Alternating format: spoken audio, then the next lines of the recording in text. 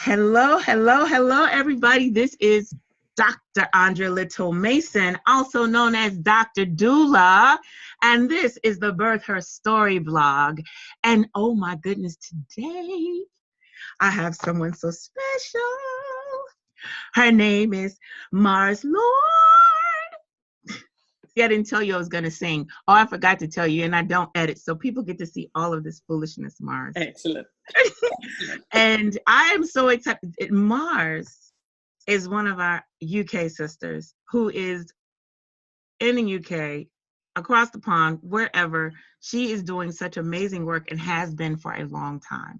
And I'm going to allow her to speak and tell about herself, but I want to say some of the awesomeness that I've seen in her. I've seen how she is speaking. I've seen some other sisters here in the U.S. Interview her, but I've also seen how she is navigating over where she is.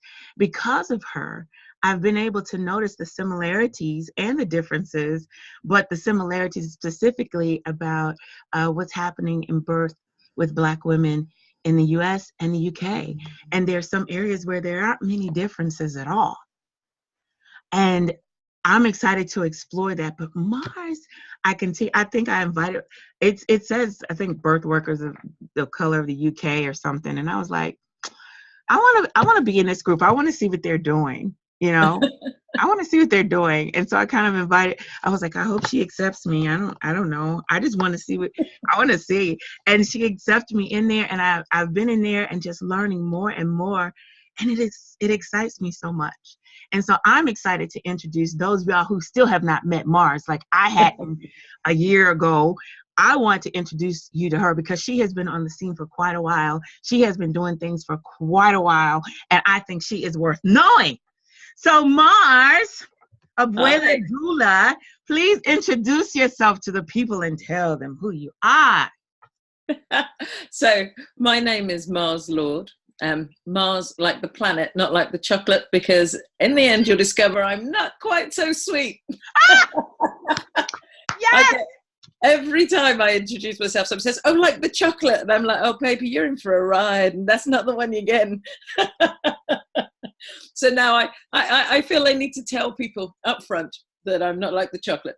I love it. Mars is the god of war, the god of passion. It's the red, fiery planet. That's me. Because the work that I'm doing, there's no time for sweet chocolate, saccharine loveliness.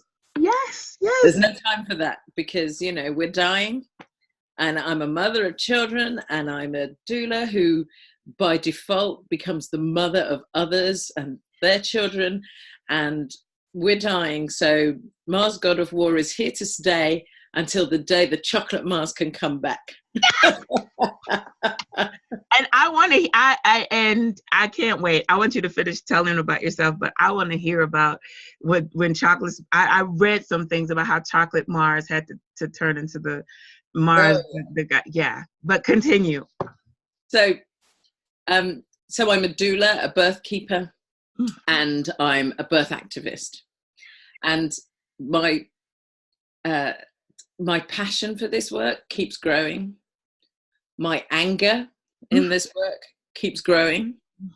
But I don't believe it's a sin to be angry, because I know that if we're gonna go biblical, the Bible says, in your anger, do not sin. Yes. God is an angry God when God needs to be an angry God. Yes. But we're told, in your anger, do not sin. So my hope is that I don't sin in my anger, but I'm angry because people are dying, and this is crazy. It is. 2019. This is absolutely crazy in 2019 with all of the advances we've made and how clever we think we are and how evolved and how open-minded and forward-thinking. And it's like, honey, I don't know which world you're looking at, but it doesn't look like that from my eyes. Exactly. So I'm a doula. I'm a mother of 5. We, for those that want to know, we stopped at 2. The third ignored the contraception. We thought we'd have a 4th, and it was twins. So I am a walking contraception story. Yes. Fertile Myrtle, here I am. But I wouldn't have it any other way. My 5 children are pretty glorious. They are 26, 24, 20, and the twins are 15. So my kids are big. I know this is 52 years of absolute gorgeousness. Yes, it is, girl. Yes. And you know, when I hit 104, maybe we'll see a wrinkle. A wrinkle here and there. Then we'll know. Oh, she's just the one or two. But you know, aged a day or so. Yes. Thank you. So yeah, so I'm a mother of 5. All of my children know about birth work.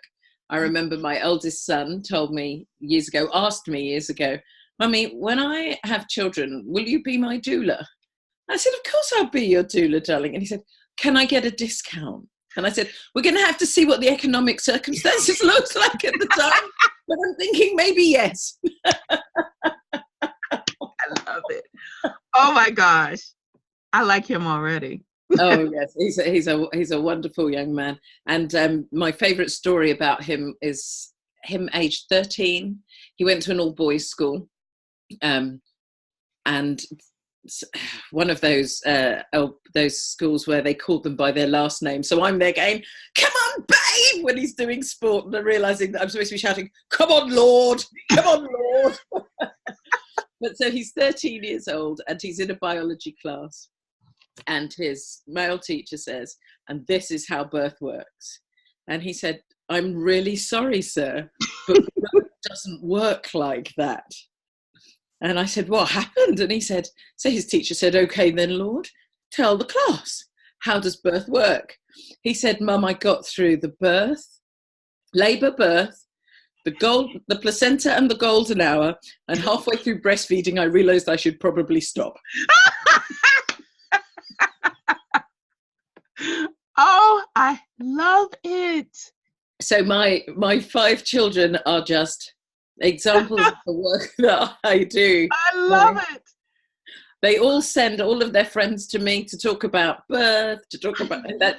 It's like I've become the family doctor. Yeah. You know, their friends go, hi, Mrs. Lord. I think I've got cystitis. What can I do?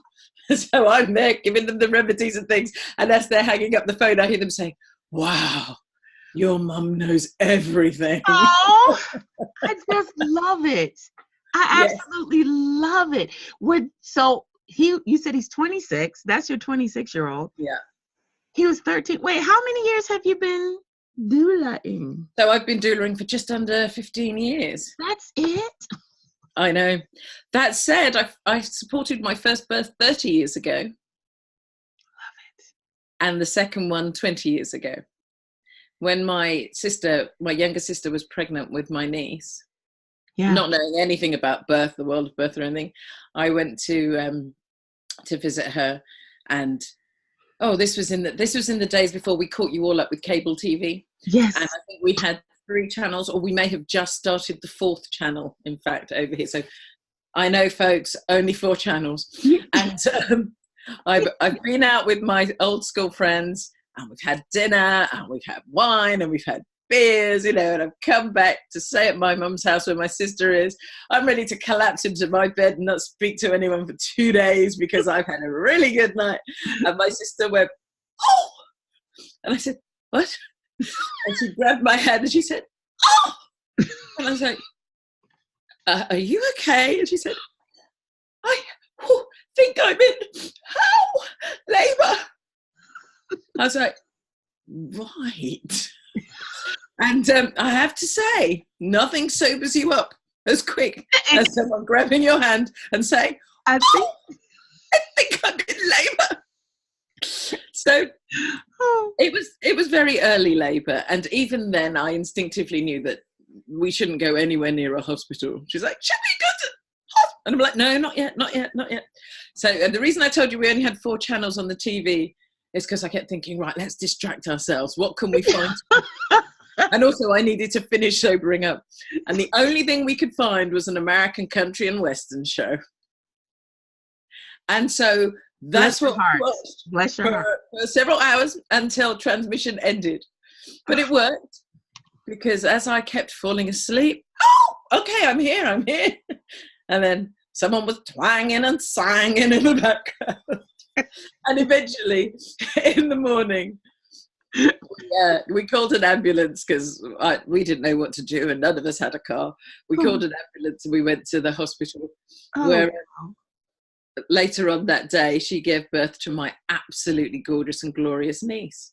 Oh my goodness. Fast forward 20 years, my niece is having her first baby, and Ampha, Auntie Ma's fabulous auntie, or favourite really, but don't tell anyone. And Ampha is there, and Ampha's now a doula. And so I knew that my niece, she was 20, so she's a young black woman, and I already know how it is to be a young black woman. Mm-hmm. So I sent her along to antenatal classes really, really early at 16 weeks. And she wasn't treated great by the midwives until they discovered she'd done this antenatal course. Because the antenatal course I sent her on was run by a woman who did a lot of births at that hospital and was highly respected by that hospital. So when at 26 weeks, the midwife said, you need to do antenatal sessions. And my niece said, well, I've already done them. She said, don't be silly. You've come to checkups. You haven't had antenatal sessions. And so anyway, she said, well, I've done expectancy. With Heather? And she said, yes. And she said, suddenly she became a person in their eyes. But of course, she birthed really quickly and I missed my great nephew's birth by 5 minutes. Whoa. I know, because she lives all the way across town. And I know that driving long distances and travel is nothing to you people across the town. You not get in a car and 6 hours later you're like, we've arrived at the local shop. I wish. Oh my gosh. Oh my gosh. Then her second baby. So her second baby came and he was really quick. And I said to her, you know, your first birth was quite quick. I really think you should consider having a home birth. And her partner's like, no, it's far too dangerous to have a home birth. We have to go to the hospital. And she said, we're going to the hospital. And I went, well, okay, but I'm just putting it out there and just to let you know. If you do happen to have your baby quickly, make sure everybody keeps you and the baby warm. You don't have to worry about anything. So she wakes up. She gets in the bath. She feels a bit funny. Oh, funny. They call for his mum to come over. And she comes over, takes one look at my niece and goes, we need to call an ambulance. We need to call an ambulance. Oh my God, you're going to have this baby. Because English people, British people, we can be dramatic too. And well, see, I thought it was just me. I was like, I'm going to be a little more refined with Mars today. Yeah, I really wouldn't worry. I haven't done well so far. So shortly after her mother-in-law arrives, an ambulance arrives. So you've got these big burly paramedics who come in and they say, you need to get on the floor on your back, love. And she's thinking, no, that's not what Ampha would tell me to do. And she ended up on all fours with her leg up against the wall. And the ambulance men went, oh, you clearly know what you're doing, love. And they left her to it. And then she got pregnant with her third baby. And she said to her partner, I don't care what you say. We know what happens when we plan for me to go to hospital. I end up having a baby at home. So I'm going to plan and have my baby at home. So she planned to have the baby at home. She met two incredible midwives who were really supportive and loving. And she met a doctor who told her why it was dangerous and wrong and all the things that would go wrong. And she looked him in the eye and went, I'm not being funny, mate, but if you were there at my first two births, you would know the safest place with me is at home. Otherwise, I'd be giving birth on the street. So she's got it all planned. And of course, this baby decides to come just as I arrive in Scotland. So I don't even get to go to this birth either. So I get a phone call from my sister saying, listen, and I can hear this baby. And she said, what do we do about the placenta? So this is what happened.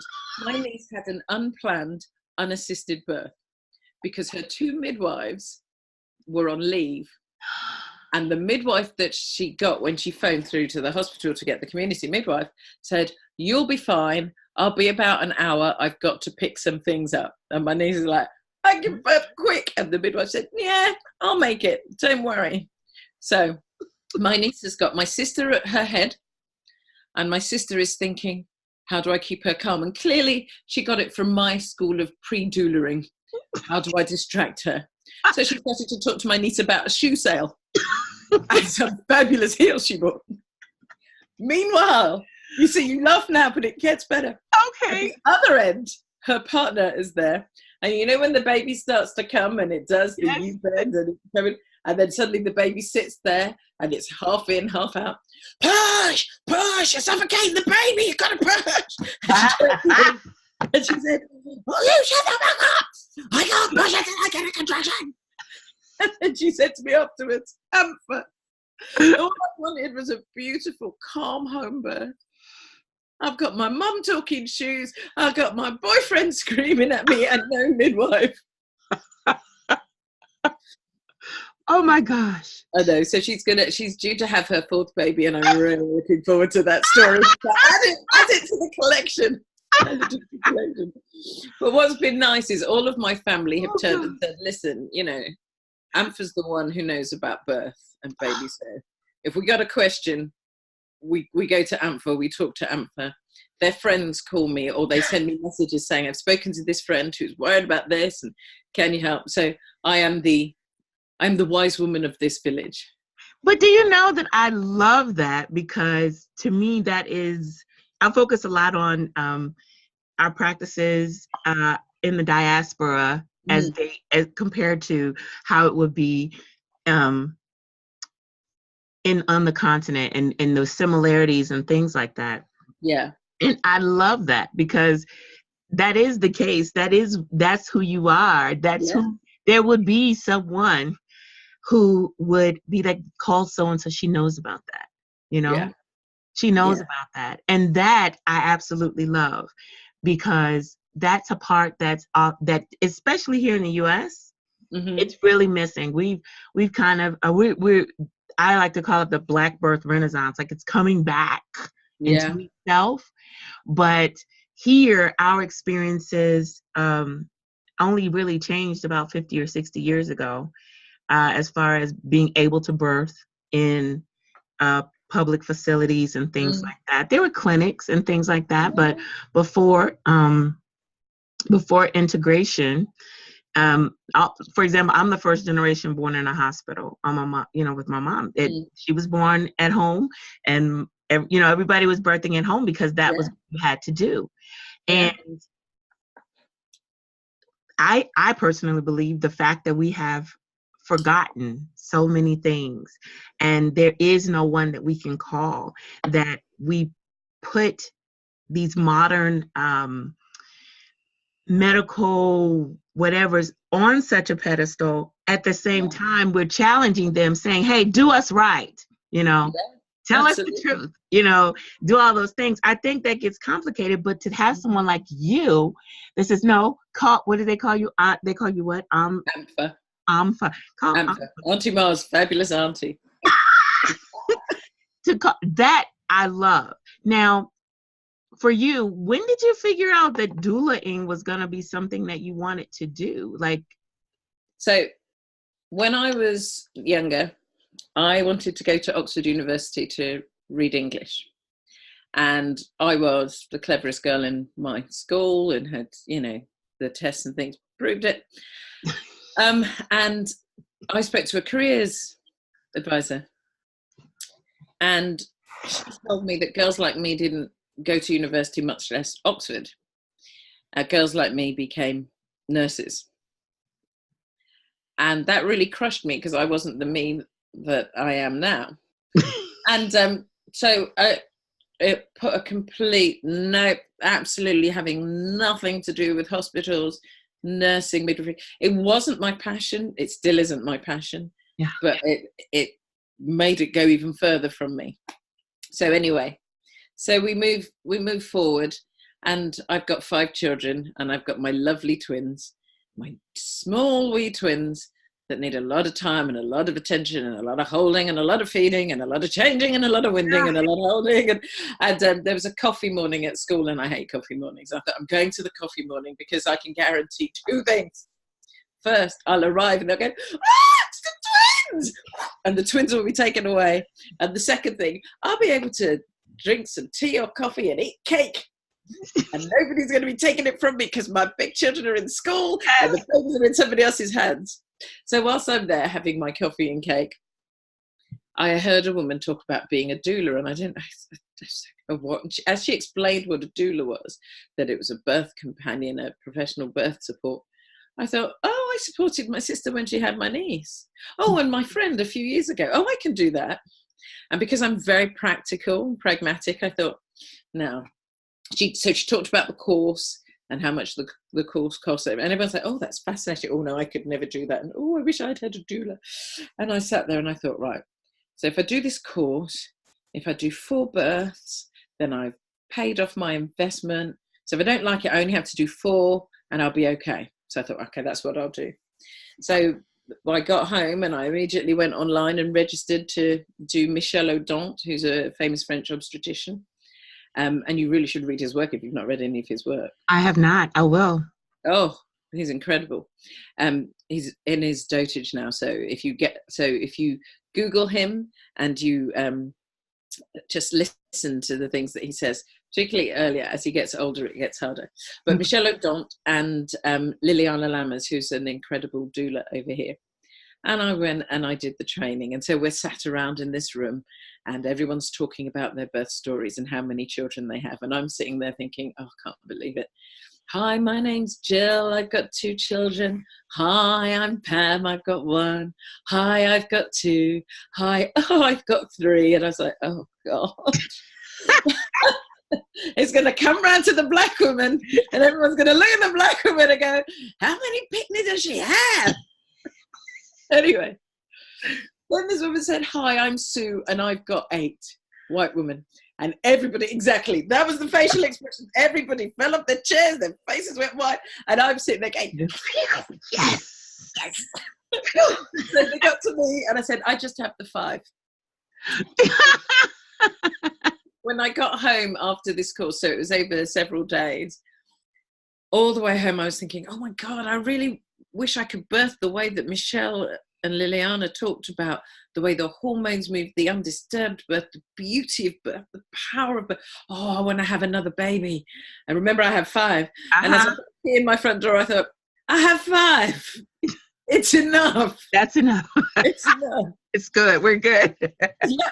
So then I did my very first birth, and I called my friend, and I knew she was pregnant. I went, Ronke, I know you're pregnant with your second baby, but I've just become a doula, and can I practice on you? And she's like, yeah, of course you can. And her husband said, oh, I mean, we don't need a doula, because, you know, once he heard what a doula did, he said, because we've done this already, but sure, you know, why not? So I went, and I remember I was studying for my literature degree at the time. So despite what the teacher had told me, here I am with 5 children. Yeah. And I've decided, okay, I really want my literature degree. So I'm pouring water over her back while she's in the bath. I'm reading Hamlet, the play, and studying, you know, and she's there and he's running in and out. Oh, yeah, she's at labour. And I'm like, mate, oh, sorry. Oh, yeah, let me take this in another room, you know. And so all of this is going on. And then it calms right down. And eventually she got out of the bath and she got changed, and then her waters broke. And she burst into tears and she said, I wanted to wear this to the hospital. Oh. And I said, it's all right, babe, you've got loads of clothes. We'll put you in something else. So we put her in some other clothes. And after a while, she said, I want to go to the hospital. And now her contractions are starting to come. And I know the importance of keeping them home for as long as I can. So the longer they're home, the less interfered with they are. Yeah. Anyway, so we arrive at the hospital. 2 midwives that just finished their final ever shift at that hospital. They're on their way out. We're in the car park and she has this almighty contraction. Now she can't breathe, she can't move, she can't do anything. And the 2 midwives are like, okay. So one ran in to grab a wheelchair and the other came over to say, you all right? And then we got the wheelchair, and I've never understood wheelchairs for women that are labouring, people that are labouring. And she's like, she can't sit in it because there's a baby coming. You can't sit in your husband. There's a baby trying to come out that way. Yes. And so they literally threw us through the door of the hospital and said, bye. You know, I mean, obviously into the waiting arms of other midwives. So we arrive in there and she's just tearing off her clothes because now she's hot because she's like, whoa, you know. And oh my God, this is terrible, I don't know what to do. And her husband's there and he's like, right, okay. And breathe. And breathing in and just letting that breath go. Yes, Mars, yes. And I'm like this. I need to tell you both this. This isn't just for Mum. This is for you too, Dad. So she's in the hospital, and 45 minutes later, this baby comes. But just before the baby comes, she says, my front bottom is burning. And I said to her afterwards, how did you manage to not just say, okay, because in the States, for you, a fanny is a bottom. For us, the fanny is the vagina, the vulva. No way. I did not know that. Yeah, so if you say to a Brit, you know, hey, do you want a fanny pack? They might look at you funny because they think you're talking about their vulva and not their butt. Oh my God. You know. Okay, you're teaching me so much, Mars. Had no clue. None. So this baby is born, and I tell you, I remember after I left it, so the doctor said to me, or the midwife said to me, do you know you'd make an amazing doula? I'm like, yeah. And it's my first birth. I'm like, yeah, I'm a doula. Hey, look at me, I'm a doula. And so I left the hospital. Everyone's happy and calm, and I left the hospital, and I couldn't believe it. Buses were still travelling on the roads, and cars, and people were walking up and down, and I'm like, people! Don't you know what just happened? It's like, how has the world not stopped and gone, oh, all hail Mars. Because I was there and I was thinking to myself, this is the most incredible thing I have ever seen in my life. And anyway, so here I am 15 years later, and guess what? What? Still the most incredible thing I've ever seen in my life. I just love that. I still walk out of births and look and think, why are you all walking and talking when this has just happened? That is absolutely amazing. I love that for so many reasons, in so many ways, because I love the way that we arrive in birth. Well, let me ask you this, because I need a context. Yeah. Set a context. There are some differences between the UK and the US, of course. I mean, size, this, that, accent, whatever. But but also, okay, so your family moved to the UK, or did your family? I was born here. But my sisters and I were born here. Okay, and my so your family was born in Jamaica. Okay, so your family's originally from over our way. Over your way. Over our in what seems like a much nicer island. Yeah.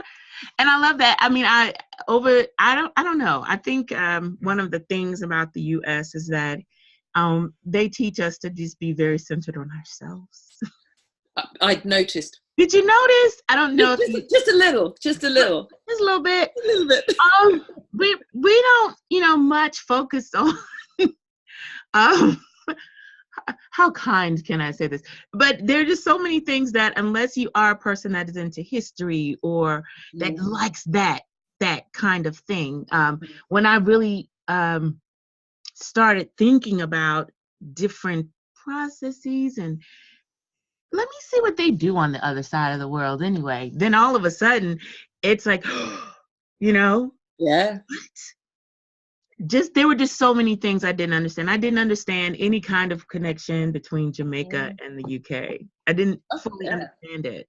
I didn't understand, that it was like, oh, you're here and now, so there's still a linkage over to the transatlantic slave trade and all of those things.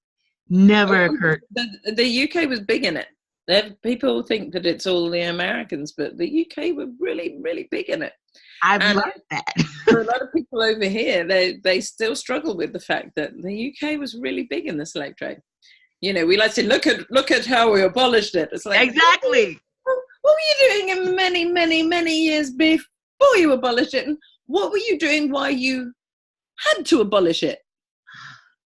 Yeah. If you're proud that you abolished it, then you gotta own the fact that you had something to abolish. Exactly. I mean, I will just be honest. I try to be as honest as I can about what I know and don't know, because I think it's important for Black people that are really saying we want to do some things to understand how really connected we actually are. Yeah. You know? Yeah. And sometimes I know for me, when I looked at the UK, I was assuming that maybe the parents are immigrants of some African, maybe that's what it is. Or they were African immigrants and then they had children or whatever. But I never fully understood that there was like all kinds of things. It was like going back and forth and we're trading this and then we'll swap you over. Then some of the same names that we hear over here, you'll find them over there. You're like, wait a minute, that big name, that big well-known name, really? How did their name get over there? I thought that was an American thing, And you all think everything's American. Everything. I remember learning salsa dancing, and this American guy said to me, "We invented that." And I'm thinking, no, you really didn't. No, not really. You might have invented a particular style, but I'm thinking the dance was there before you. And so there's this very that's one of the reasons why I really wanted to speak with you, because when we recognize how connected we really are, and especially as people of African descent in the diaspora, then we can understand when you say that the maternal mortality rates, even though you all have a different medical system and have access in different ways than us, that you still notice that Black women are still dying more than white women. Because it's about the system. It's still about the system. And the system wasn't designed for us. Exactly. Because we're not white men. Ah. And so the system wasn't designed for us. And I mean, we've spent a lot of time in the UK looking across the pond to you. Oh my God, racism is awful in America. Oh my God, look at the maternal death rates in America. Oh my God, America, awful, awful. Oh. What do you mean we're as bad? Us. When I talk to people about the statistics and tell them what's going on, I often get told, so you mean in the developing countries? I'm like, no, babe, I mean, right. And this is why Mars ain't chocolate. It's right here. And they're like, are you telling me that I'm racist? I'm like, honey, I can't tell you what hat to wear. But if this is how you respond to it, then I think there's some space for some self-reflection there and some mirror gazing. I said, but this is what's happening over here in the UK in 2019. Now, I bought a T-shirt from, I think she's called Sister Midwife. Can't remember. Yes, Nicole. Yeah, and she had a T-shirt. Yeah, Nicole did. It's a race comment on the front. I'm reading for everybody Black. Yeah. And then on the back it says, Black women are 3 to 4 times more likely to die. Black babies 203% more likely to die. And I got the T-shirt and I'm wearing it and walking down the road and people are looking around like, she talking about for everybody Black. And then there's one woman stopped me in the street. She said, can I ask? She said, me too. I'm voting for everybody Black too. She said, can I ask, is it something that you're highlighting? And I said, hold on a minute. And I took off my cardigan and I spun round and she read the back. Well, so this year, so in end of October, beginning of November 2019, the Embrace study came out, which is a confidential report into maternity services and maternity death rates, the mortality rates, etc. And I realized that within a few months, my T-shirt was outdated. Because over here in the UK, Black women are 5 times more likely to die in childbirth. Yep. And I'm like, oh my God, my T-shirt. It's outdated. How? And also, shit, how's that gone up in such a short space of time? And a couple of years before, I'd posted on Facebook, and one of my best birth buddies, I call her the wife because, the wife is the one that supports you, holds you up, and does all of these things. I don't care what anybody says about anything. I'm like, if I were to ever marry again, then I want the wife. I want this woman, because this woman encourages me and makes me forward. And she sent me a message, and she said, check the date that you sent me that message about black women being twice as likely to die in childbirth than white women. And in 2 years, we'd gone from twice as likely to 5 times as likely to die. You know, Mars, when I was thinking about that as well. And this is really what's amazing about even the way you started when you said this is an emergency. We're like, I always tell people this is a state of emergency. We don't have time for the niceties. And it was 2 to 3. I remember there was an organization I was working with, and they were saying, we're going to improve birth for everybody. And there were rallies and things going on. And they were talking about, the Black women said, we want to tell what our statistics are. Mm-hmm. And so I think at the time, it was just they wanted to say 2 to 3. And then the next year was like, no, we want to tell them it's 3 to 4 more times more likely. The women that were organizing the event said, no, let's just stick with what everybody can do. It's like the pay wage gap here. No. Let's talk about women. Well, yeah, let's talk about women, because if we talk about women, not you, but women, all of us, right? Because when we talk about all of us and what we all have in common, then all of us can grow. It's like the pay wage gap here. It's like 70. They say women make 78 cents now to the white man's dollar. I'm like, excuse me. So you're saying you want 22 cents, but ours is like at 64 cents. Yeah. So that means that when you get your dollar, we're still under you. It's not enough for me to highlight what women do. Yeah. In order to have equity and equality, we must look at, okay, no, that's different for me. And I looked at how in our October 2018 report in my state, it is 6 times more likely to die than I'm like, what happened? Yeah. Because as you stated before, we have all the technology. We have so much more than here we had. I don't know. I want to ask you about that too. I don't know how you all, if you've ever had to deal with the issues as far as integration that we did, but here, like I said, my grandparents and my mother was born at home. Yeah. And they were the birth rates were better. Yeah. In this area where, and I'm from the South. And so that's where, all of the, that's where a lot of the civil rights things really happened. So, I grew up going to my grandparents' house on a dirt road on a farm. This is, rural Alabama. And I'm looking at the place where, people like, oh, so-and-so was born here in this house. So-and-so was born there in this house. And I'm looking at all these things, and yet the birth rates are better. They're calling for the midwife, which literally could take however long because they didn't have cars. Okay. And the birth rates were better. And so I'm listening and I'm saying, what's the problem? So in the UK, first, before I forget this, has there always been access for Black people in your system? Or absolutely. The system over here. So our hospital birth started around the same kind of time as yours. You know, when men discovered that they were losing an income. Exactly. Let's breathe on that, because we really must understand that was more about, that was not really about the safety of women. No. That was this is about the safety of women. This is about, making sure it's the healthiest environment. No, it was not. That's a new narrative. That's a new narrative. That's a revisionist history. Because at the beginning, the mortality rate in women shot up because doctors didn't do simple things like wash their dirty hands. Exactly. Let me treat you with syphilis, and now let me go help this woman have her baby. Oh my God. In a way that suits me, because, and that works. And, what was his name? Wisner, a doctor called Wisner, who was hounded to his death for saying, doctors, we've got to wash our hands. Hounded to his death.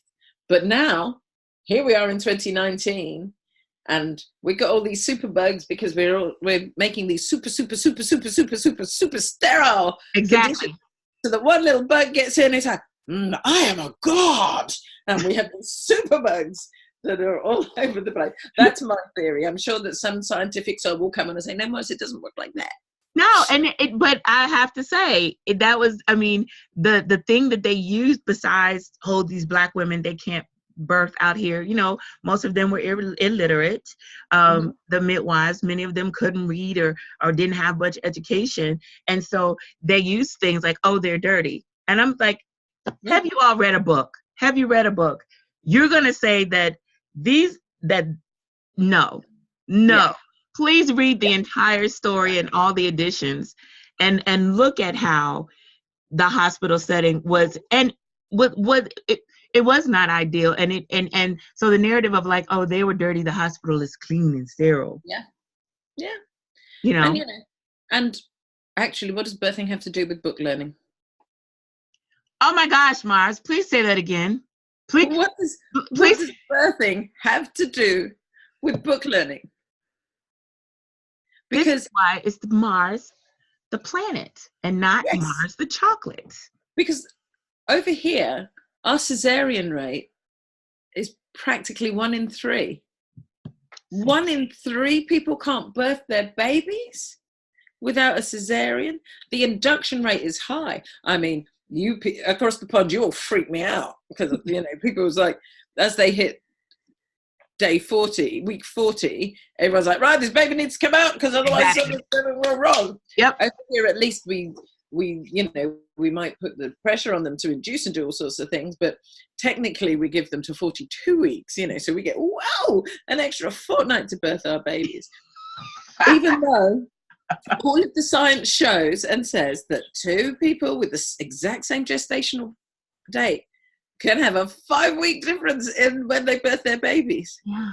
Even now that we know that women's menstrual cycles aren't exactly 28 days. Exactly. So you've got a 35-day cycle, and your guest date comes and goes, and everyone's like, oh my God, we're going to get this baby out. And then your baby is born at 43 weeks if you've managed to hold them all back. And everyone's like, your baby's doesn't look overdue. Oh, you know, you don't have this massive, huge baby that's ripped you to shreds because you've gone beyond 40 weeks, you know, and it's scary the way that we do that. But if our maternal mortality rates, morbidity rates are higher now than then, what is it that's happened? What's happened is birth has gone into books, have gone onto computers, have gone onto screens.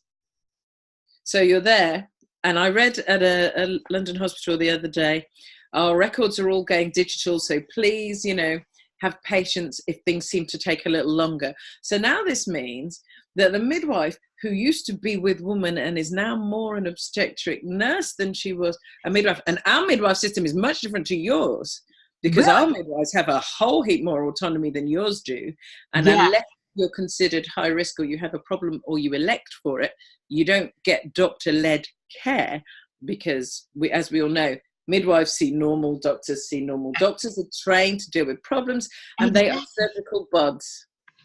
They are surgical bods. And I'm thinking, so now you've got this digitalized system, and this person here is breathing, and her breathing has just changed because, okay, this baby's come in, and this baby's coming in the next 5 or 10 minutes. The smells in the room have changed. Her sounds have changed. The shape of her body has changed. Her temperature has changed, and you're just putting something into a computer to keep it all digitalized. I was at a twin birth, and I said to the midwife, listen, this is my clients. These are babies number 2 and 3. 15 minutes after she got grumpy with her first baby, the baby was born practically on the steps of this hospital. The midwife didn't want to listen to me. She looked me up and down, these doulas that think they know everything. And it was coming to the end of her shift, and she just wanted to go home.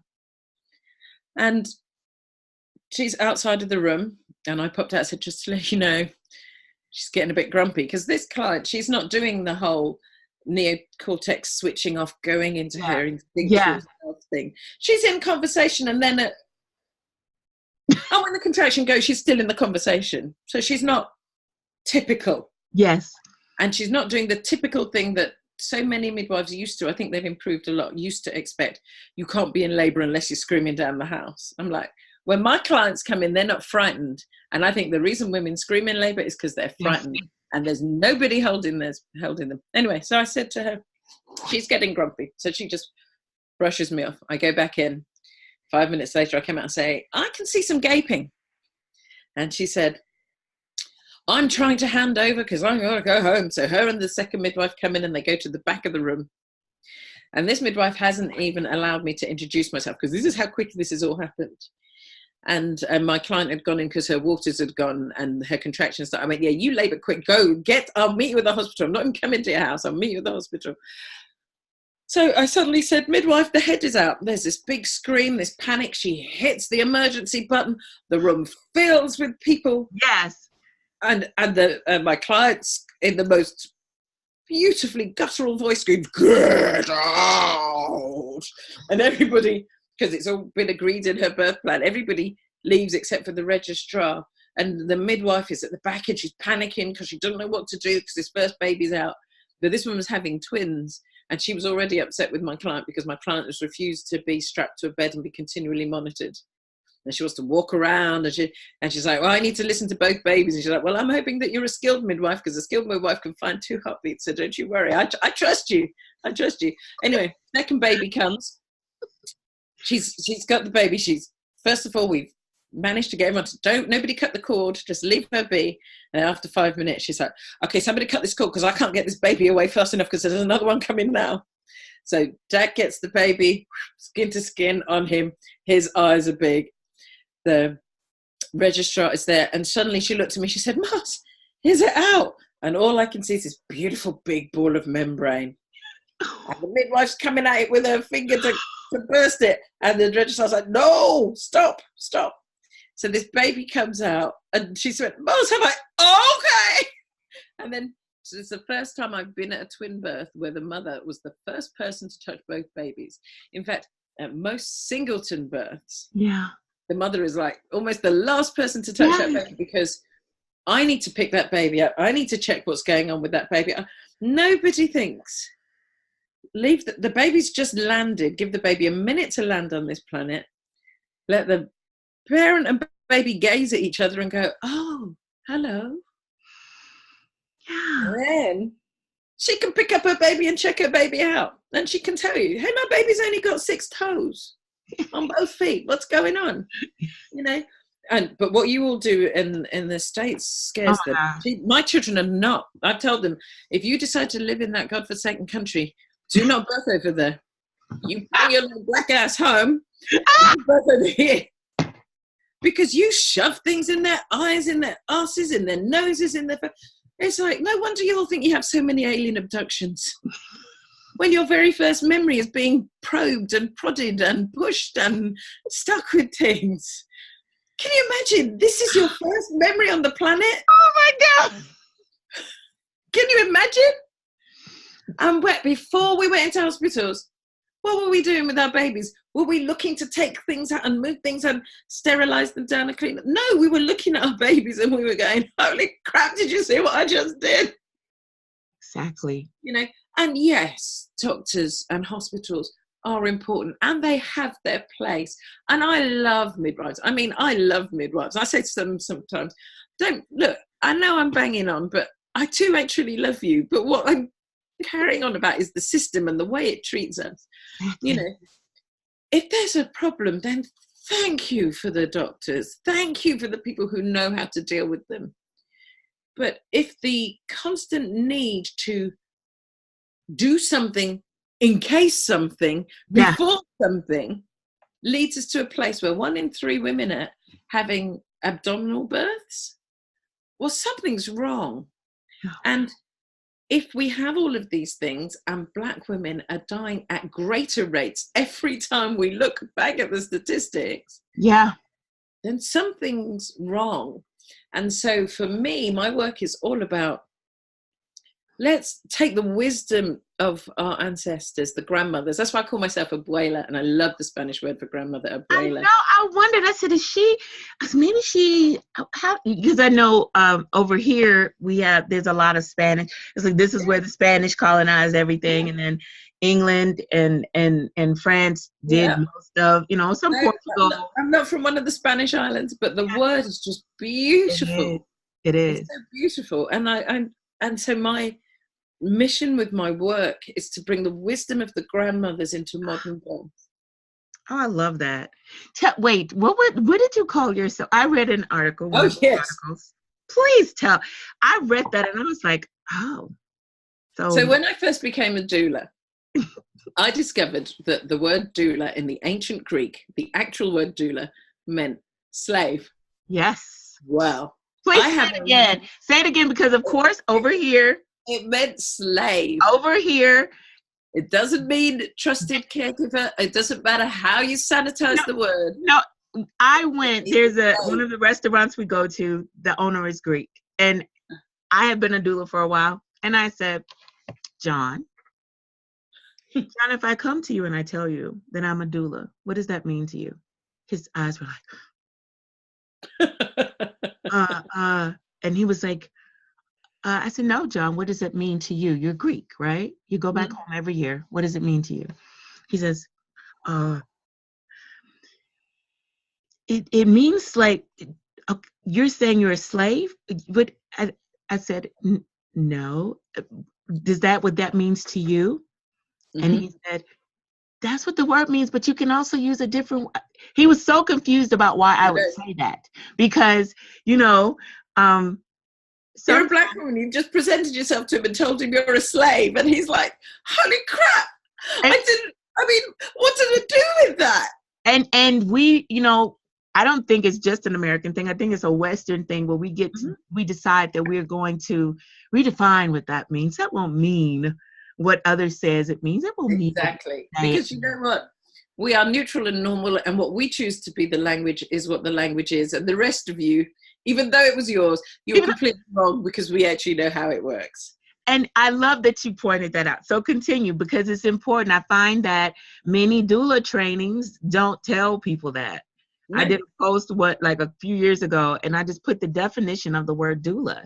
I actually did a screenshot, and I said, this is the definition of the word. And then everyone comes in and explains why it's not that definition. And meanwhile, those who are Greek are like saying, okay, yeah, that is what it means. And the fact that you're saying it's a Greek word that means whatever, you're saying you're not just saying we found it, you're saying it's a Greek word that means, and that's not what it means. So continue, just to put that out there for those that are still, at least don't be ignorant, since a lot of my twisted, warped humor. I decided that my doula name, if the word doula meant slave. Now, come on, Miss Alabama. Let me have this moment. I decided to call myself Mammy Doula. Slave. Because it really appealed to my warped sense of humor, but also because in a strange way, when we are with our clients, we are their slave. We're not going anywhere else. I'm there until you release me. I'm there walking every step with you, doing this journey with you until you release me, of course. And then and for a while, it made me laugh for a very long time. Very long. I told you that's my humor, but that was for me. That wasn't for everybody else. That was for me. And a beautiful black sister said to me one day, you really should change your name. And I looked at her and I thought, oh, please, woman, keep walking, because I'm loving this. And then some years ago, I woke up and I kept thinking, I'm not loving this. I'm not loving this. I'm really not loving this. And the more I was discovering about Black women in birth, Black people in birth, and the more this was really just, So I thought, I don't want another name. I'm just going to use my name. And so I became Mars Lord Doula. And then when I started to train doulas, I was thinking, how do I bring the wisdom of the grandmothers forward? Abuela doulas. And that's how Abuela doulas was born. Abuela doulas was born out of the need to see myself represented in the birth world. Abuela doulas was born to see different cultures respected in the birthing space. not the middle class, white, homogenous, Yes. normal, neutral that it was. And I've been reading. People think I don't read their work and I don't see the little comments that they make, and they think we'll just slide away. Yeah, the microaggressions within the birthing world. Yeah, where they say, you know, I'm here to support all women, and there's an Ina May Gaskin quote that's been used a lot just recently. No, we don't have time for that conversation. We don't have time for that conversation today. We can do a part 2 and 3. We'll do a part 2 definitely then. But, you know, and she says that, and the quote, and I paraphrase, is, it's not nice to scare women and to profit from it. But the images that these people are using to do that quote is a Black woman. And I'm like, okay, so what you're telling me is this: Black women are dying and I'm uncomfortable and I don't like it. And anyway, it's really scary and you've really got to stop scaring people. So I'm going to put up a picture, and there's never a picture of a white woman. It's always a picture of the Black woman on it. And it says, it's basically saying, you stop scaring Black women for money. Well, I'm not scaring Black women for money. If I'm scaring Black women, it's because I want to wake them up out of themselves so that they go, shit, this is scary. What am I going to do to not become that statistic? Exactly. What am I going to do to not become that hashtag? What am I going to do to ensure that my baby lives beyond its first birthday? Who am I trusting so much with this? I always tell people, and it doesn't, you know, some people don't like it, but this system has always been hostile to us as Black women. Yeah. They were experimenting on us over here. I don't know what they were doing over there. I'm sure they were all taking part in it. Oh, honey, we took all of your experiments. We understand how Sims took his tool and put it in, bored holes in the heads of our babies. You know, we know the story, and I tell them over here, and we know the story of how, despite what the beautiful picture in the gallery shows of the fully dressed woman kneeling oh so demurely on a bed, whilst 2 more dressed women peep round, and 3 men of substance and money who are clearly doctors stand and look on. We know that those women were naked. Exactly. There was probably more than those 3 men, and we know that most of them weren't doctors.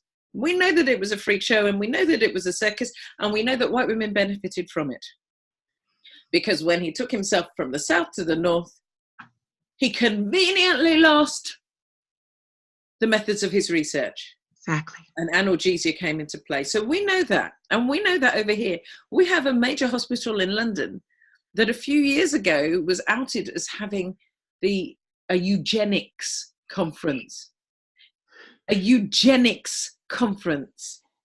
In the past, you mean? You mean in the past? Yeah, like 2 or 3 years ago. Okay, right? In the words of another, shut the front door. Right? I thought you were going to say in the 60s or 70s. I wish I was going to say in the 60s. But this is why people don't believe that we're dying in 2019. Because in 2019, the system isn't set up for us.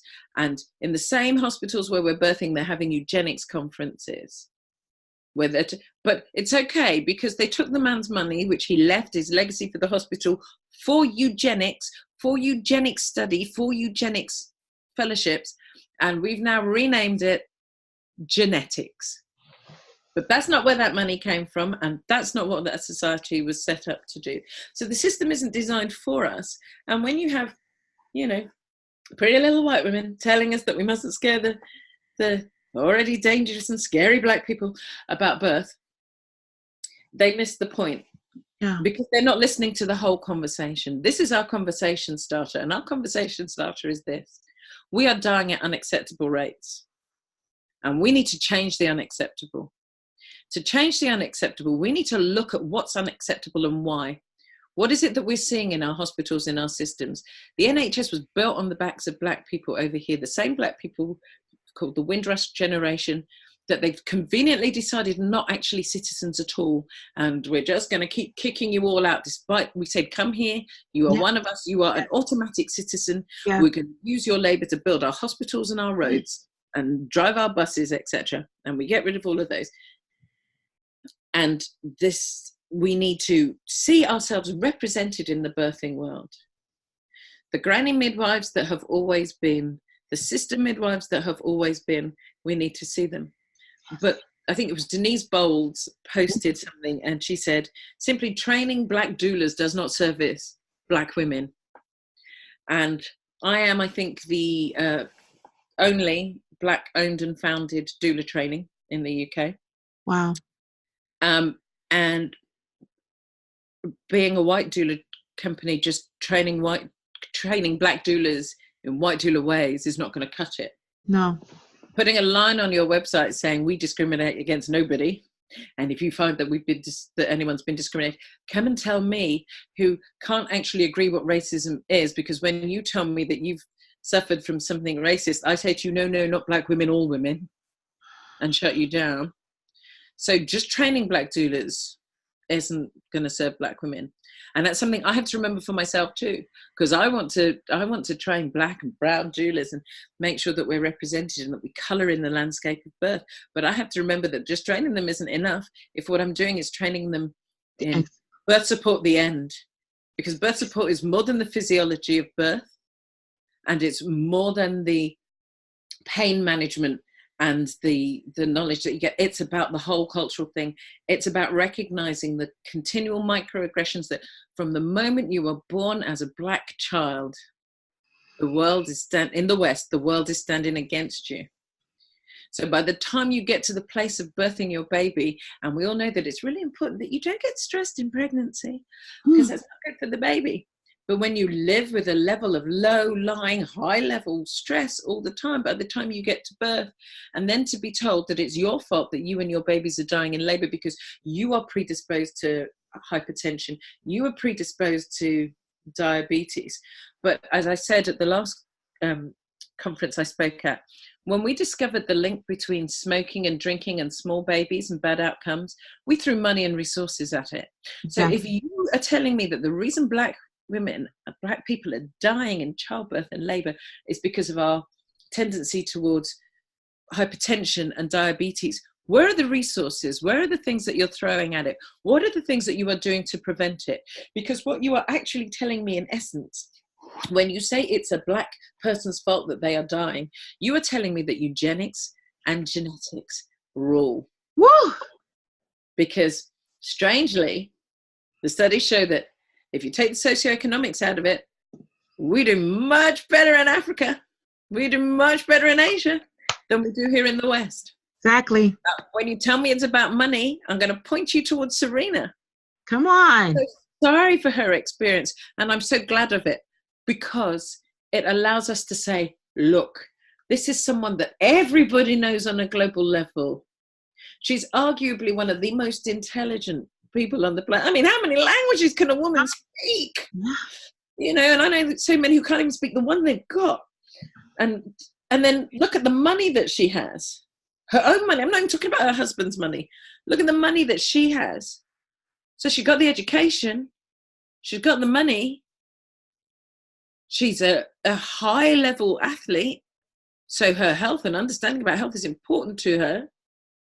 And yet she still almost died. Because nobody could listen to the Black woman who said, I have a history of pulmonary embolism and something is not right and I can't breathe. Oh, it's just the drugs. It's just the drugs. You know what? I every time I think about that, I think about, you know, the whole context of, you know, when we take, like I tell people when I had my first child or second or whatever, I wasn't believed, you know, if I said, because I wasn't screaming, you know, I said before, I wasn't this and that and the other, but still, you know, oh, my wife needs this. My wife knows her body, you know, my wife, she says she feels this. Well, she's obviously not in labor. I didn't even make it 10 minutes in the hospital before the baby came out. But when we go in these places, it reminds me of how enslaved Africans were brought wherever. They ripped, once, like Serena can have all the money, all the fame, all the everything. But once you're not cloaked in that context, we love you. In that context, you're amazing. When they strip, like they did, like you said, the naked women, yes, they were naked. They were not in these. When they stripped the naked women, we're just bodies. We're once again bodies. So I'm not Dr. Anybody. I'm not an educator. Serena is not this person. You come in your body now. Mm. And unless somehow I feel, unless somehow you find favor in that place, you become this body. And I think it is so important. You were mentioning before, you were saying that, it's not to put fear in Black women. I mean, why would I try to? That's inducing more stress. That's not how I operate, and most of us operate. Mm-hmm. We're not trying to put fear in ourselves. What I know is important to me is I'm like, hey, wake up, guys. Hold on. Yep. Woo, woo, woo. I know you're comfortable. I know we have more than we did before. I know we're feeling really good here, but we're dying also. We're dying. We have the cars and we have access to some places we didn't. But just newsflash, we're dying a lot more. And not only are we dying, but our rates of death are increasing. They're getting fast. Yeah. It's not slowing down. It's like it's speeding up. It's not. And that is, in my opinion, as Black women, that's my job. I'm real big on we help ourselves, because it's not charity work when I help myself. No. And actually, who is the white savior really coming to save? It's not me. Because when you see their pictures, the pictures are about you. Look at me, how amazing I am, what I'm doing. Woo! That's what that's about. That's what that's about. Not about us. No. The whole scary crap you've all got going on with abortion right now, no matter what you believe about abortion. Say it. Suddenly the white women are up in arms. Say it. Look at what they're doing to women. Look at what they're doing to women's bodies. Look at the way they are treating women like they're vessels. And I'm there in the back going, no, you've been doing that to me for years, and not even in that issue. And when I come to you and say, this is what's happening to Black women, you say to me, no, not Black women, all women.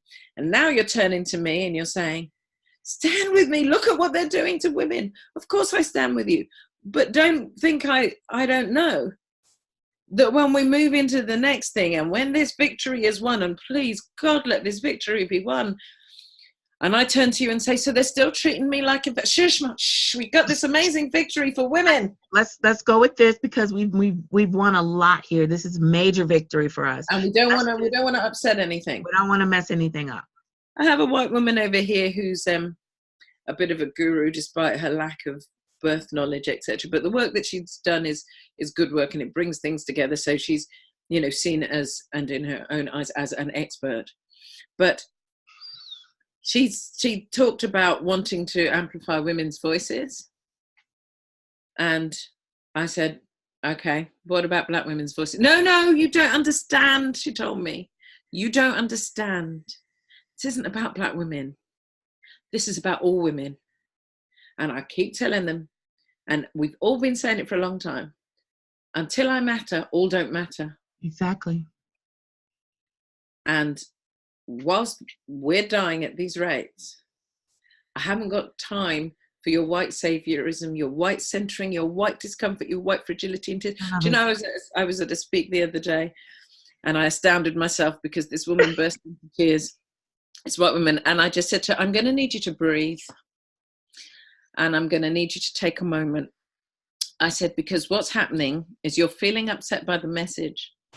And no one else in this room is going to hear this message now, because they're all going to want to comfort you and make sure that you're all right.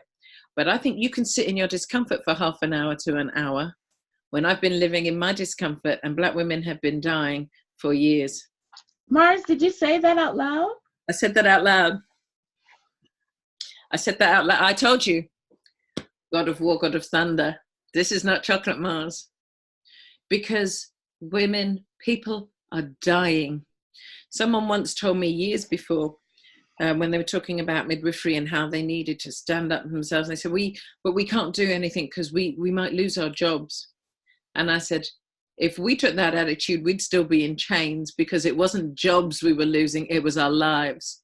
When you produce a story like The Help, and you talk about how awful it must have been for that poor white woman to risk her her future engagement and finances to collect the stories of these poor Black women. And you're thinking, but they would have lost their lives. So you need to come out of your discomfort for a minute. Oh, that is so good. You know what? Actually, I can be uncomfortable. Rather be uncomfortable than dead. Yeah. I ain't got time for that. Oh my gosh, I love that. I love that. Oh my gosh.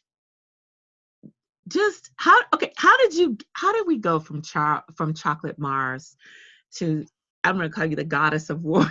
Thank you. Like, the goddess of war and thunder. How did you do that? Because we're dying. And one day I thought, you know what? Every time I ask a question, you tell me how aggressive and how angry I am. And you tell me how I bully you. And you tell me how I take over from you. And I'm too loud and I'm too this and I'm too that and I'm too other. And it really doesn't suit your poor, gentle, sweet, fragile soul. I'm going to own it. I'm angry. I'm going to own it. I just appreciate if you want to label me angry, you fill your boots. As I told one group of women, I said, I'm a Jamaican. You haven't seen angry. I said, we're the happy island. Yeah. I said, you haven't seen angry. Believe me, if I am angry at you, the individual, at you, you will know.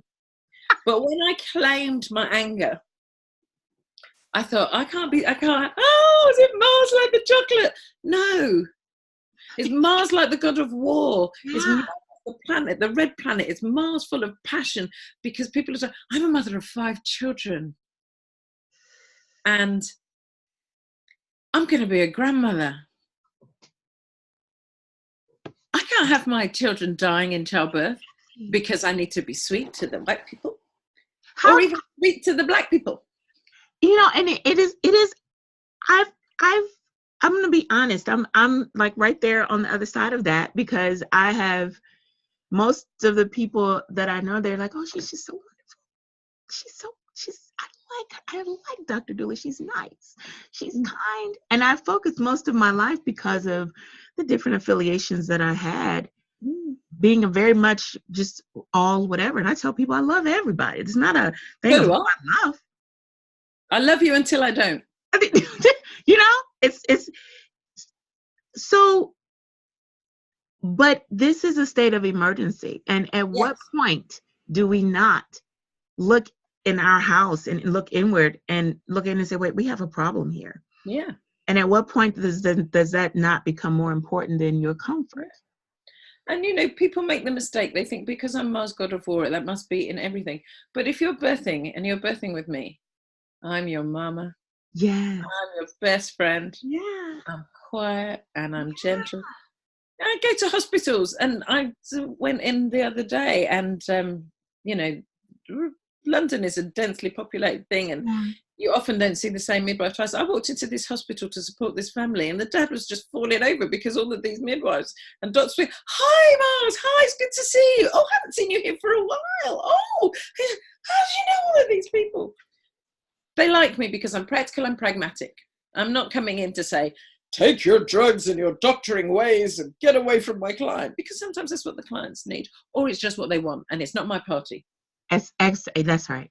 It's not my party. That's right. I'm there supporting their choices. But if they need me to say, hang on, have you read her birth plan? She wants to do a physiological 3rd stage. So she wants optimal cord clamping, and she don't want vaginal exams. What? Well, if you read the birth plan, it's all there. So anyway, cup of tea? Shall I get you a cup of tea? So, I like the midwives, and for the most part, I like the doctors. There's only a couple that I've not liked, and I tell you, if I believed in and did voodoo, there are 2 people on this planet who might not be. But anyway, so in birth, I'm absolutely lovely. My voice is slow and calm and quiet. But I think that even that I look at as, and I won't generalize and stereotype any more than we already are, but I think that even that whole context, that those things cannot coexist, that I cannot be passionate. And what I think that's part of that thing that we, that's part of our uniqueness, or as my husband says, the spice, is part of it, that I can be like this and I can love all these things. And at the same time, I can be very gentle, and I understand context and what that looks like. And exactly.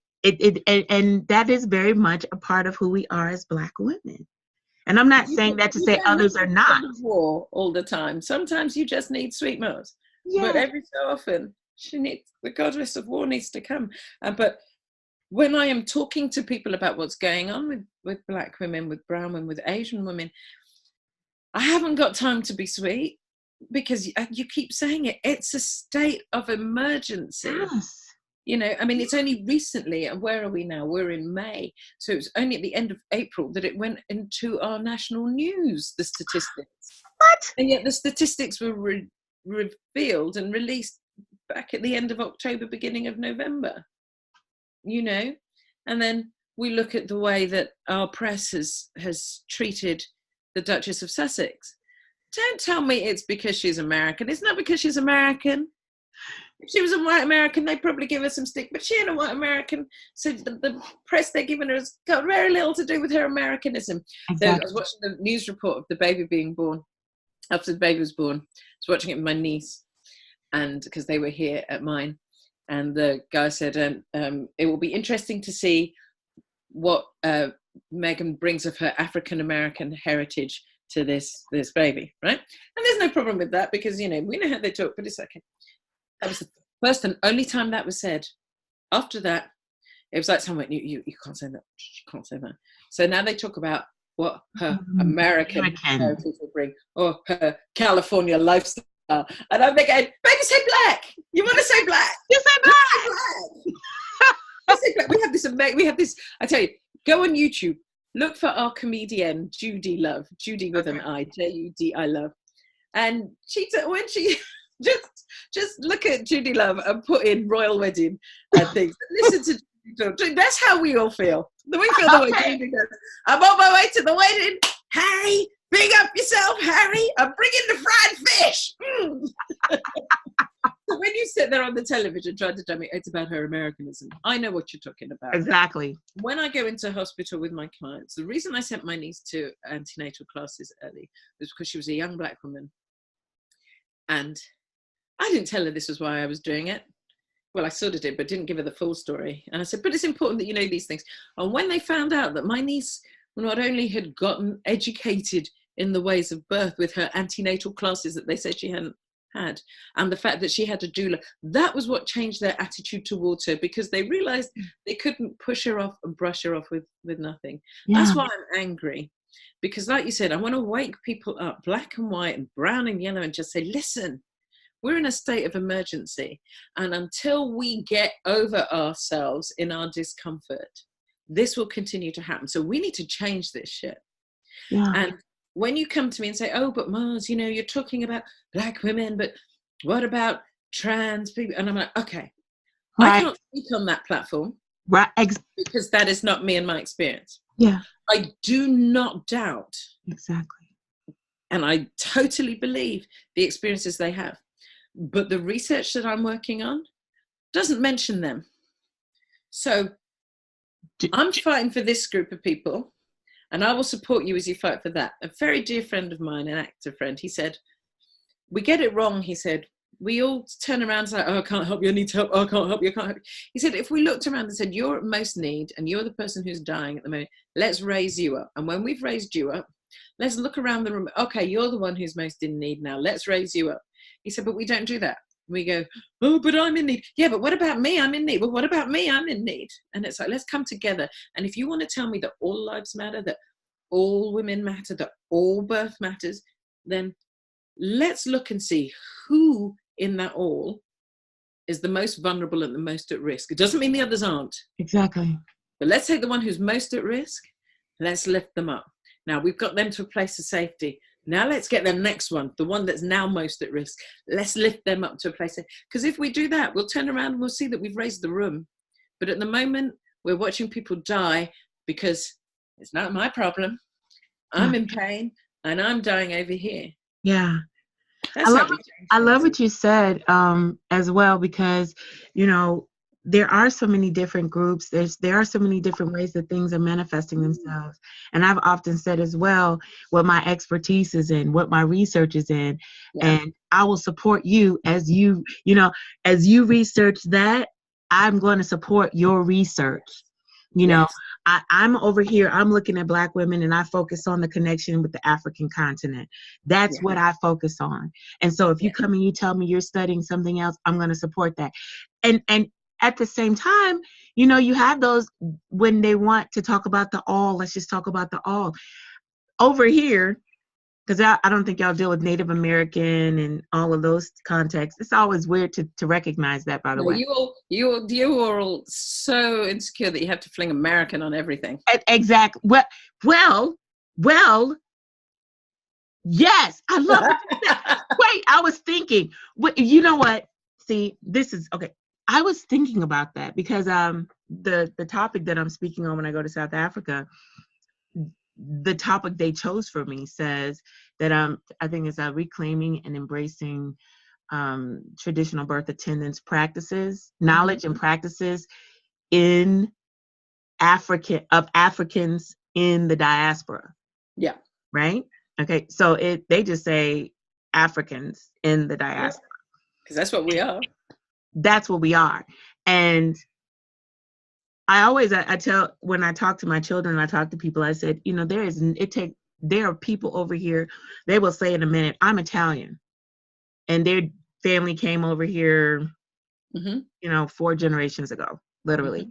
And they'll say, I'm Italian. Or they'll say, I'm this. I'm Scottish. I'm French and German. I'm this, I'm that. No one qualifies it. The African Americans over here, and there are so many that just reject the whole American thing, by the way.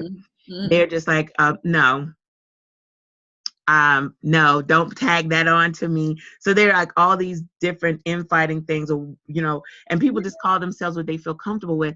But even in that context, I love that you say that, it's like, in a sense, there's so many.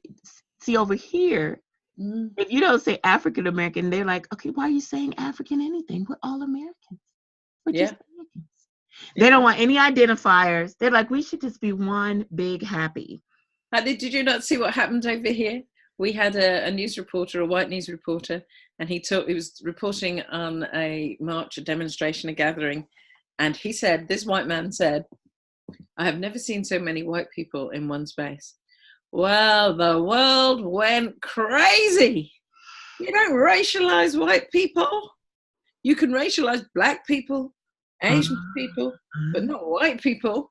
I can call you Black, but you can't call me white. Oh my, I'm offended. And what happens is we use things like that, and we need to be careful how we use our language. Exactly. But some people jump on language because actually it deflects from the message. Exactly. They're taking you off on a red herring path. You're talking about Black people dying, but whoa, now you're not thinking about trans people, and you're not thinking about, that's not my expertise. That's not my speaking after me is going to speak about that. But exactly. This is what I'm talking. No, and no. It's like, excuse me, I have one message. Black women are dying in childbirth. Just one. That's my message. And I love, over here. So, I was saying, like we'll have like Native American or Native peoples, however they identify themselves. Native American. They're going American in the first place. Exactly. So the indigenous people over here will have like they'll have a special thing, and then you might see Mexican, or you might see a certain country, but you might also just see like Latin American, whatever. Yeah. And people will have groups, and there are certain things that they'll do based on their thing. Mm-hmm. But as soon as Black women say Black. Oh, no. Wait, hold on. Wait, what? So everybody can participate though, right? Because this is reverse racism. If you're not allowing up, but you never said that when the other individuals, when Asian Americans said, or Indians were saying, we're going to have something just for them. Mm-hmm. we're going to have something just for this. We're going to have a group just for this thing. But when Black women start focusing on themselves, and I really believe that that's a reflection of just the historical context of us always needing to make sure, like you were talking about, the woman that started crying, you know, let's make sure she's comfortable. Mars, you're saying good stuff. Yeah, but someone's uncomfortable here. And it just happens to be. And I think we get that we have to wake up out of that thing of everyone else's comfort.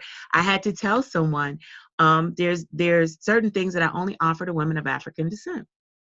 And it's Africa to the Diaspora, it's interviews that I do with about birth and postpartum. And the agreement that I made was that it would only be for women of African descent. And that would be the thing that it was for, and diasporic African women. And so someone said, I would love to support what you're doing, but I don't see an option for myself. And I would love to learn too. And I had to respond that, oh, thank you so much for your willingness to support, because they can still do it. But but the agreement was this that we've made with those who are willing to share is that this is for women of African descent. And sometimes we have to take that to well, not sometimes, we just need to be okay with that.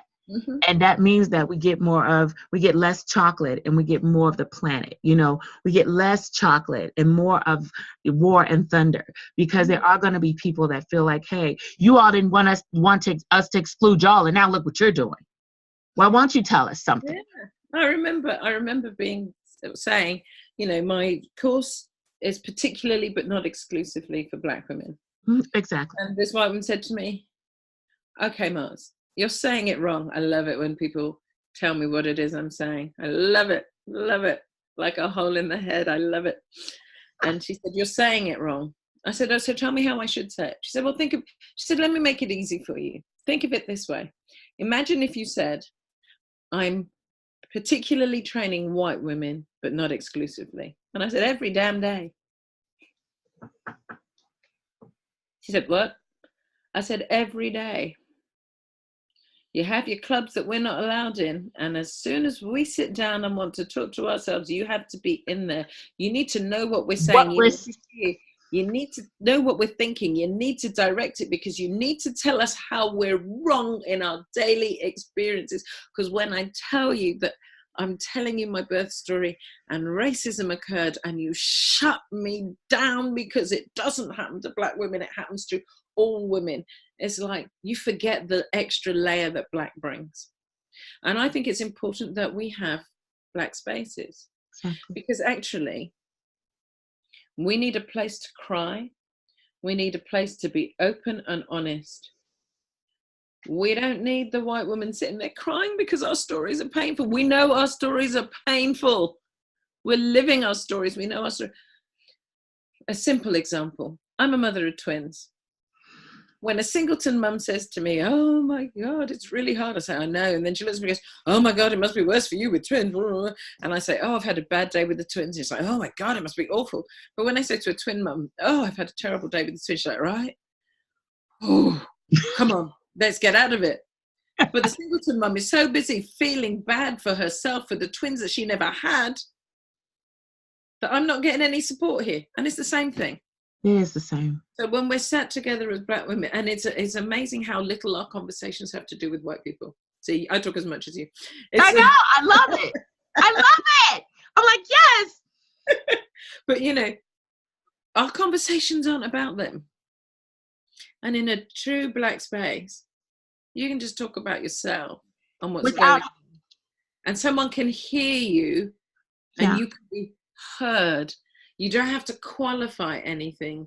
You don't have to change your language just in case this woman is feeling a little uncomfortable with what you're saying. You want to be able to sit down with your girlfriends and just say, that racist shit of a bastard that I saw today. Oh, I'm sure that wasn't his intention. Are you sure? Are you sure? Qualify it to me. Explain it to me. Help me understand. Whereas when I sit down with my Black sisters, my Black brothers and friends, and I tell them that, they're like, word. You know? Exactly. And And that's why other I love people, Black Panther. I love the fact that everyone now walks with black people walk around going, Wakanda. yes, Wakanda forever. Wakanda forever. I love it. Because we know what we're saying. We're like, yes, we are as one. Yeah. You know, my two best birth buddies are white women. Yeah. They're white women. So I'm not exclusionary, but also I'm not doing that. Some of my best friends are black. Yeah, thing. of course. But two of my two closest birth buddies are white women.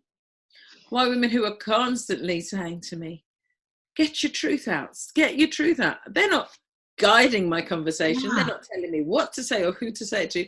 They're just there. Okay, let's go back to the Bible when I think it was Moses or someone was raging a battle for God, and God said, as long as your arms are up, the Israelites will win. Yes. And he's got these two people on either side of him. They're holding up his arms.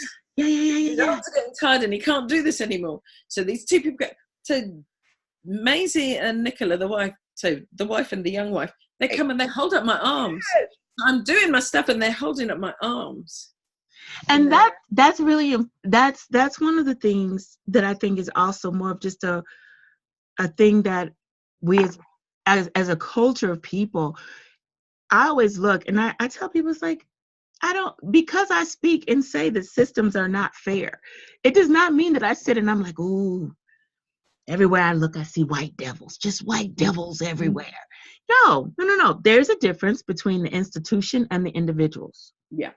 There are systematic things and there are personal things. And if you're wearing that hat, then you recognize something in this conversation about yourself. So whose responsibility is it now? Is it my responsibility to change you or your responsibility to change? I love that. It is so important that we are all willing to expand our capacity as Black women, expanding our capacity to look and say, what did we lay down? I always talk about how, there's some things that were stolen and lost, but there are also some things that were abandoned, and we need to consider that as well. Tell me about the medical system. You all have a free at point of contact. Yes. Not Medicaid, it's not anything. We have the system called the National Health Service, which different people seem to be doing their best to dismantle and to move over to an American model, because that's what we really need over here. We need our poorest and most vulnerable people unable to live and get healthcare and live in filth and disease so that rich white people can do well. Of course. But, and that was why the NHS was created, to bring social care to all people. So you can be a multi-billionaire using the NHS system and get the exact same treatment as a homeless soul. As a multi-billionaire, you have the choice to pay privately and get all of those things. But if you choose not to, at the point of entry of the NHS, it is the same.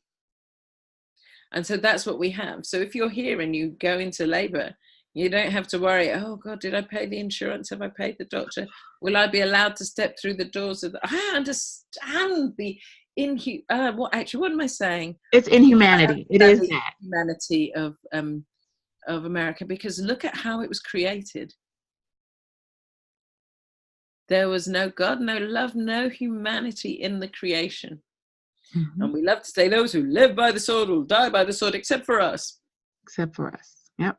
And so we are very fortunate with our system, and we will fight. People will fight to keep it, because I fear a world, a country where we do to our medical system what you've done to yours. And yours is about money and profit. Totally. It's about people.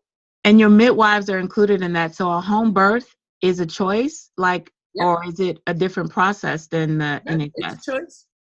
It's a choice. You can choose to be under doctor care, under midwife care. You can choose to birth at home. You can choose to hire an independent midwife so that you have nothing to do with the hospital system at all, if you like, but that you pay for. Mm-hmm. But when it comes to home births, our home births, it's the same for us as birthing in hospital. There's no cost to the individual. So you have the midwives that come to you and support you at home. and support you and your baby at home. The same midwives that are in the hospital are at home? We tend to have community teams, people who prefer to work in the community. There are midwives that love to work on the labour ward. There are midwives that love to work on the midwifery-led units, and there are midwives who like to work in the community. And it's good for them to all sort of move around a little bit so that they can learn and see what the other experience is. But it's difficult if you are entrenched in doctors and medicine to come into the community, because it doesn't look the same in the community as it does in the hospital, because you haven't got the machines, and you're not going to tell someone, oh, just get an epidural. Or one of my doula friends told me her client was told, you're making too much noise and I like a quiet ward, so I'm going to call the anaesthetist so that you can have an epidural. And I mean, this fiery little rocket pocket of a doula friend of mine said, it's not about your labour ward, it's about her birth. But but when you're at home, if you've come from a labour ward mentality and you go into the home, one of two things happen. You're scared completely, or you are totally awed by birth and the way birth can work and should work. And I think the hierarchy is wrong. I think it should be midwives, then doctors. It's doctors with a narrow vision of normal dictating to midwives with a wider view of normal as to what should and shouldn't happen. And everyone has their place and everyone has their role, and we give thanks for the studies and the advances that we've made to be in the position that if you need help, you can get help. But if you don't, then you don't. Is there different requirement for the midwives that are at that serve women at home versus the hospital, or is it one? One training. You have, in the States, you have one of our midwives. Well, you probably have more than one, but this is the one that I know and love. You have Jenny Joseph. Yes, we have your Jenny Joseph. Is an NHS trained midwife. Wow, yeah. Okay. Yeah. So think about that when you're all looking at her work and think, actually, where was she trained? How was she trained? What was she trained? Jenny wasn't trained to think about the money. No. Of course, working in the States, you have to think about the money. Yeah. But Jenny was trained in the person, and she took herself from here, our loss to your gain. Yes, it really is. The outcome she's having are incredible. Thank you. It's designed against Black women, Indigenous women, immigrant women, refugee women. She's doing incredible things, but we're very proud of her because she comes from us, the NHS. Yes, and I mean, just amazing, her in the JJ way. And I did an actual interview with the sister that birthed with her and birthed at home, and it was amazing. And so it's one of those things where it's, I guess that's our game. Thank you so much. Thank you. You're welcome. You're welcome. Okay, so I can't tell you how much I just appreciate you. You said you teach a doula training. Yes. Tell us, and you do other stuff because I've seen it. I know you know Nakia. I'm just, as my mum says, you have a lot of knowledge and you like to share it. Yeah. I know Nakia has been over there. You all had something over there last. Oh, I ran a reproductive justice retreat, and I'm running another one this year. I just need to nail my venue. So then tell us all the different things that you're offering, because some of them us from over here might be able to participate in. So the reproductive justice retreat was about bringing together predominantly Black women, Black and Asian women, to talk about reproductive justice and what the hell is going on. The beginning of the weekend, it was a 4-day weekend. The beginning of the weekend was, let's all tell the sub stories, the horror stories. Let's get our outrage out. Okay, we've done that.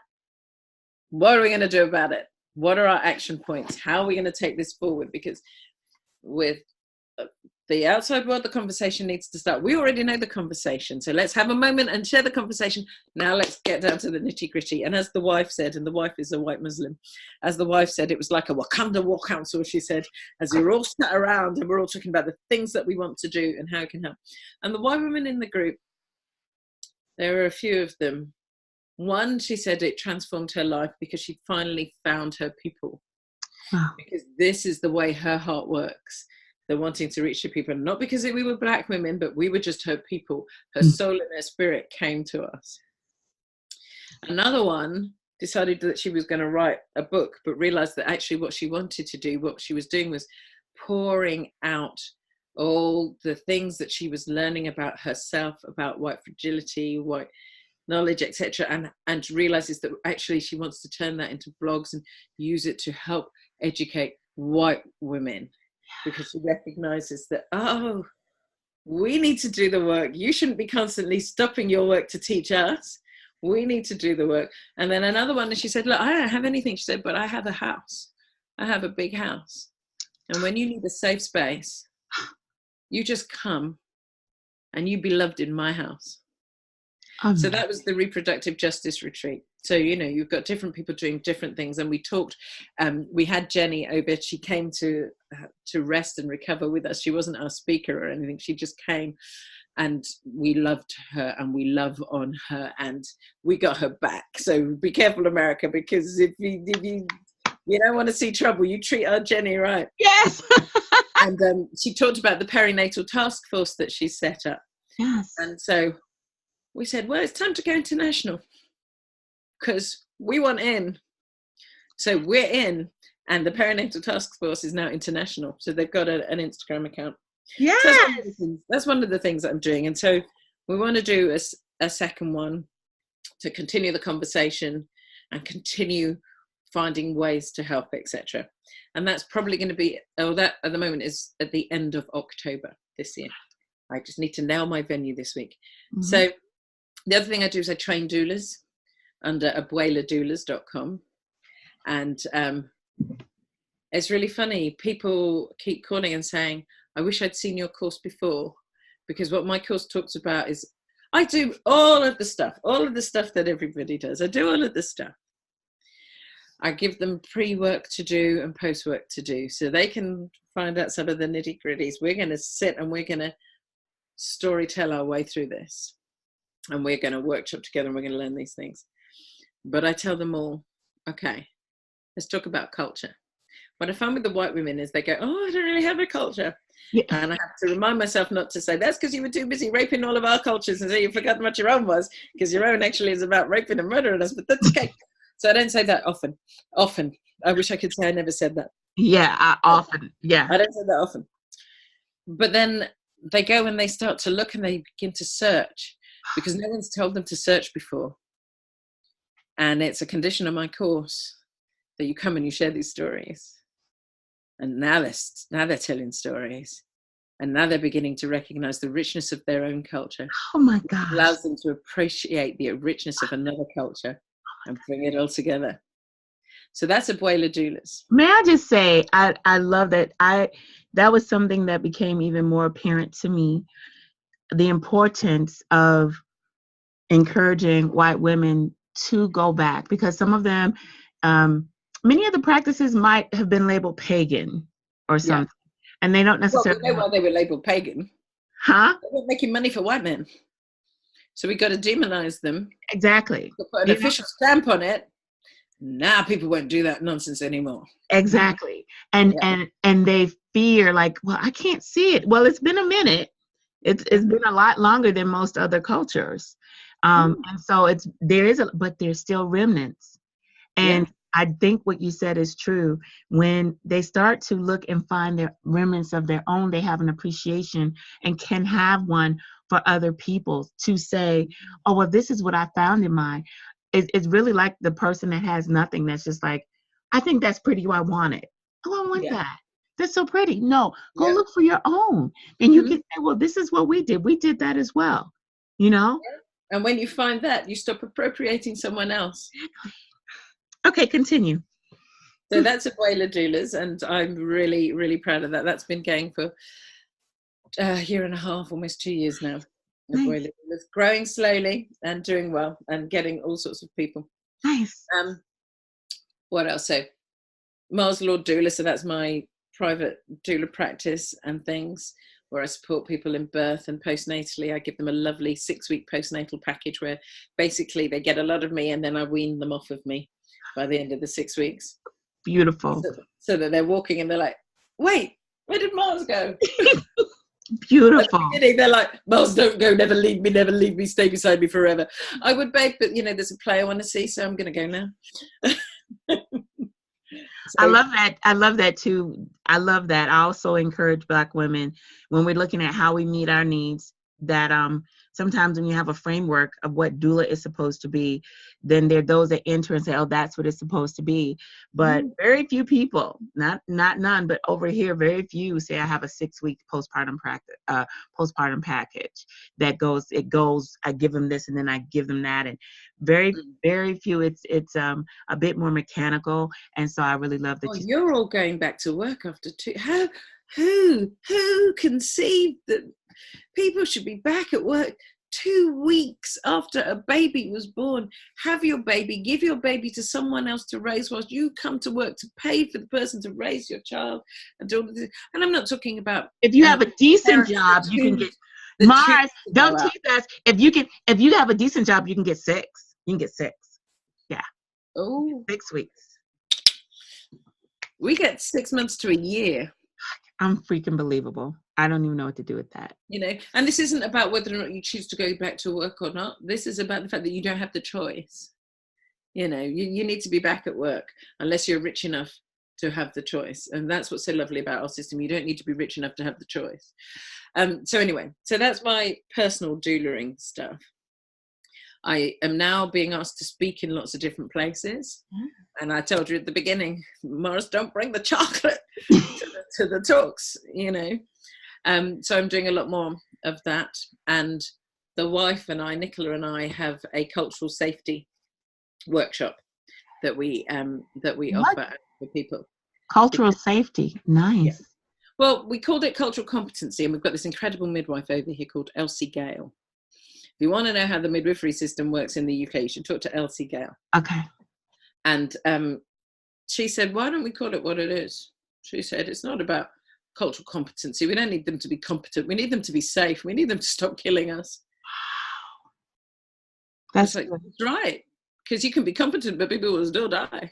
Yeah. So, and then she said, because really, when we say cultural competency and cultural safety, what we're talking about, how not to be a racist.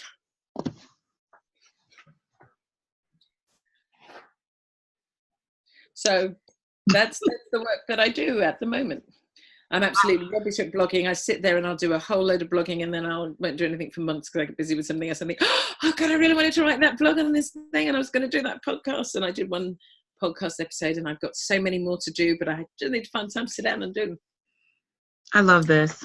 I love that. I love that you're leading and that you're showing what that leadership looks like, and that it's not about being the leader. Yeah.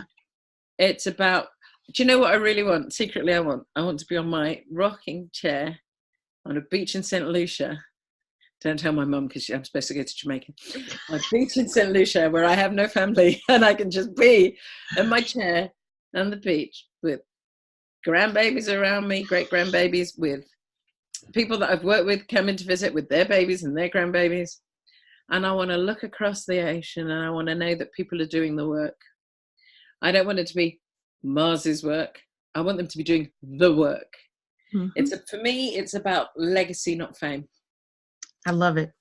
And I want to, and so the reason I started Birth Keepers of Colour, which probably had to change the name because actually they're right. Let's call it as it is. We're talking about Black people here. Is because I want to see people rise. So I keep saying the same things. Tell me what you're thankful for. Tell me what you're doing. How you get, because eventually people start to reply and they start to talk and they start to hear themselves and they start to hear what the others are saying. And now they're learning what the others are doing. And now they're thinking, how can I prefer you? How can I lift you up knowing that someone else is here preferring me and lifting me up? So at the end, when I'm in my dotage, and someone says, so tell me about your work. Say, oh no, it's changed. Look over there. Look at what those young bloods are doing. Wow. Look at the way women have stopped dying in childbirth. Not because I stood up and said, I don't have time for your white fragility, but because I started a conversation that somebody took on and turned into a plan, and now Black women are no longer dying at such rates in childbirth. So the legacy is far more important to me than the fame. Thank you. And I meet so many people where the fame is more important than the legacy. And that is so beautiful. How can people reach out to you? How can people get to get connect with you because you're amazing. So red wine and chocolate is always a good introduction. There's where the Mars comes in. The Mars. Okay, now we're talking. Just bring some red wine with you. Yeah, and good red wine. Don't bring me the cheap stuff. Don't bring me the cheap. If you're coming with the cheap stuff, just keep walking. So you can find me on 2 websites, abueladoulas.com, which is the doula training one, or you can find me on marslord.co.uk. If you Google Mars Lord, I will come up. Yes. I'm on Instagram and Facebook as Abuela Doula and also as Mars Lord Doula. So you can find me on those platforms and on Twitter. But the Abuela one is more my birth activism and training. The Mars Lord one, you'll see me talking about birth, and you'll also see me talking about the theatre, or the fact that I just sat on a beach in St. Lucia and watched some honeys walk by. I love it.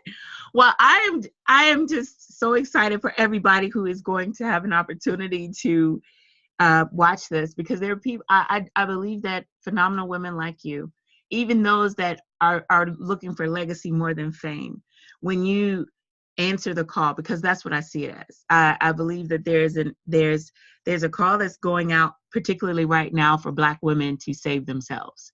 Yeah. And I believe that there's some of us that perhaps maybe we tend more to chocolate, and then we're like, wait, I have to thunder more. I have to say things. I have to do this. That we're hearing the call that we need to stand up and we need to do things to save ourselves. Yes. And you are a part of that clarion call that's going out. Your voice and your willingness to use your voice is calling, and it's calling across the water. You know, more people are knowing who's this Mars Lord? You know, wait, what's going on? Who is that?